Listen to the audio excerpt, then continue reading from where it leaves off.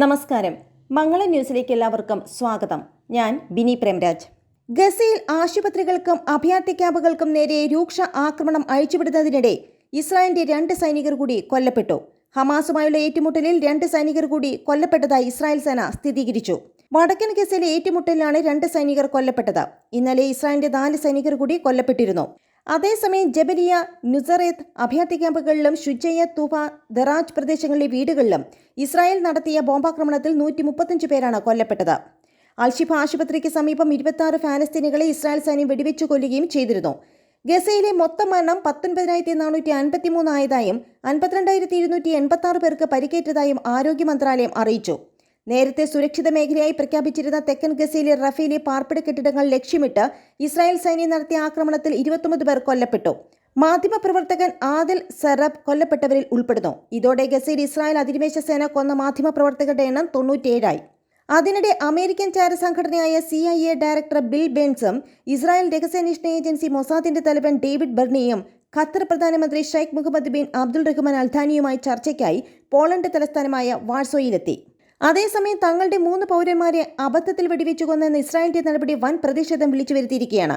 ഇസ്രായേലും ഹമാസും തമ്മിൽ ഗാസയിൽ തുടർന്നു വരുന്ന യുദ്ധത്തിനിടയിലാണ് ഇസ്രായേൽ പ്രതിരോധ സേന അബദ്ധം കാണിച്ചത്.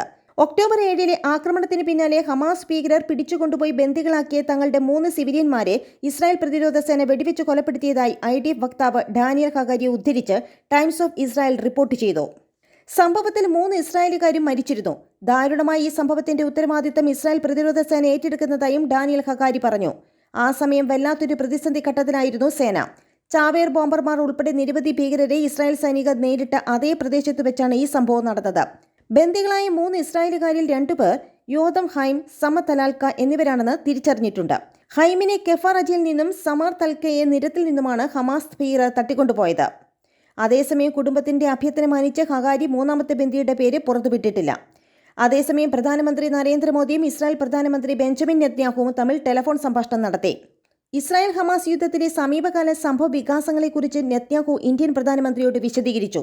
സമുദ്ര ഗതാഗതത്തിന്റെ സുരക്ഷ സംബന്ധിച്ച ആശങ്കകളും ഇരു നേതാക്കളും പങ്കുവച്ചു. ദുരിതബാധിതരായ ജനങ്ങൾക്ക് തുടർന്നും മാനുഷിക സഹായം നൽകേണ്ടതിന്റെ ആവശ്യകത നരേന്ദ്രമോദി ചൂണ്ടിക്കാട്ടി. സംഭാഷണത്തിലൂടെയും നയതന്ത്രത്തിലൂടെയും എല്ലാ ബന്ദികളെയും മോചിപ്പിക്കുന്നതുൾപ്പെടെ കാര്യങ്ങൾ പരിഗണിക്കണമെന്നും മോദി ആവശ്യപ്പെട്ടു. സംഘർഷം സമാധാനപരമായും പരിഹരിക്കുന്നതിന് ഊന്നൽ നൽകണമെന്നും അദ്ദേഹം പറഞ്ഞു. അതേസമയം വടക്കൻ ഗസയിലെ ജബാലിയിലും മറ്റും ഇസ്രായേൽ നടത്തിയ ആക്രമണത്തിൽ 200-ലേറെ പേർ മരണപ്പെട്ടു.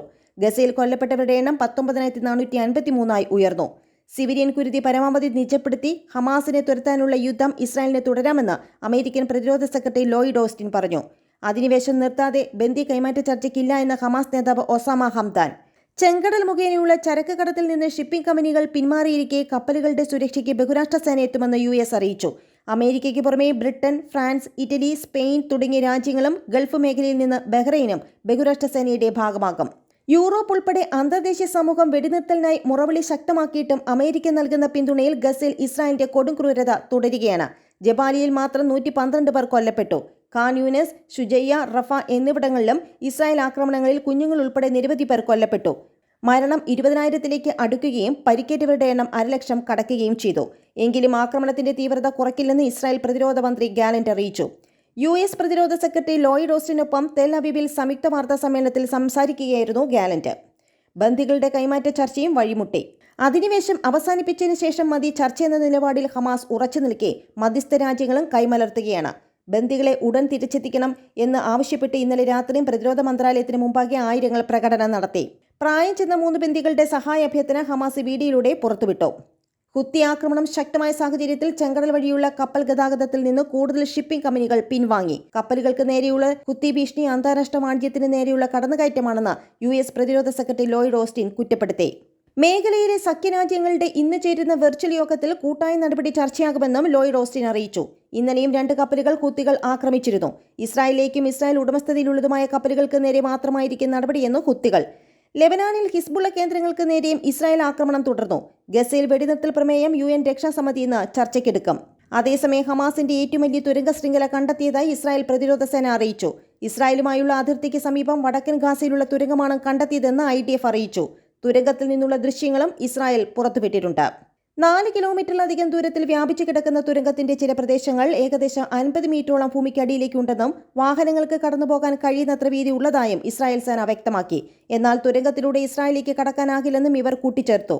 ഇസ്രായേൽ അതിർത്തിക്ക് 400 മീറ്റർ മാത്രം അകലത്തിലാണ് തുരങ്കമുള്ളത്. നിരവധി ശാഖകളും ജംഗ്ഷനുകളുമുള്ള ഈ തുരങ്കത്തിൽ വൈദ്യുതി കണക്ഷനും മറ്റ് ആശയവിനിമയ സംവിധാനങ്ങളുമുണ്ട്. തുരങ്കത്തിന്റെ ചില ഭാഗങ്ങളിൽ സ്ഫോടനമടക്കം ചെറുക്കാൻ സാധിക്കുന്ന വലിയ കവാടങ്ങളുമുണ്ട്. ഇത് ഇസ്രായേൽ സൈന്യം പ്രവേശിക്കുന്നത് തടയുവാൻ ഉദ്ദേശിച്ചിട്ടുള്ളതാണെന്നും IDF വ്യക്തമാക്കി. ഹമാസിന്റെ വടക്കൻ കമാൻഡർ മുഹമ്മദ് സിൻവാറിന്റെയും സഹോദരൻ യഹ്യ സിൻവാറിന്റെയും നേതൃത്വത്തിൽ നിർമ്മിച്ചതാണ് ഈ തുരങ്കമെന്നും ഇസ്രായേൽ സേന അവകാശപ്പെട്ടു. ഹമാസിന്റെ മറ്റു തുരങ്കങ്ങളിൽ ഉപയോഗിക്കാത്ത തരത്തിലുള്ള സംവിധാനങ്ങളാണ് ഈ തുരങ്കത്തിൽ ഉപയോഗിച്ചിട്ടുള്ളതെന്നും IDF പറയുന്നു. ഇതിനിടെ ഇസ്രായേൽ സൈന്യം അബദ്ധത്തിൽ കൊലപ്പെടുത്തിയ സ്വന്തം പൗരന്മാരായ ബന്ദികൾ സഹായം തേടിയിരുന്നതിന്റെ തെളിവുകൾ കണ്ടെടുത്തതായും IDF അറിയിച്ചു. ബന്ദികൾ സഹായത്തിനായി അഭ്യർത്ഥിക്കുന്ന അടയാളങ്ങൾ എഴുതാൻ ശേഷിച്ച ഭക്ഷണം ഉപയോഗിച്ചതായാണ് ഇസ്രായേൽ പറയുന്നത്. കഴിഞ്ഞ ദിവസമാണ് ഇസ്രായേൽ സൈന്യം സ്വന്തം പൗരന്മാരായ 3 ബന്ദികളെ വെടിവെച്ച് കൊലപ്പെടുത്തിയത്. സൈന്യത്തിന് നേരെയുള്ള ഭീഷണിയാണെന്ന് തെറ്റിദ്ധരിച്ചാണ് ഇവരെ ഒരു കെട്ടിടത്തിൽ വെച്ച് കൊലപ്പെടുത്തിയതെന്നാണ് ഇസ്രായേൽ സൈന്യം പറയുന്നത്. സംഭവത്തിൽ ഇസ്രായേലിൽ വ്യാപക പ്രതിഷേധം ഉയർന്നിട്ടുണ്ട്. 120ഓളം ബന്ദികൾ ഇപ്പോഴും ഗാസയിലുണ്ടെന്നാണ് വിവരം.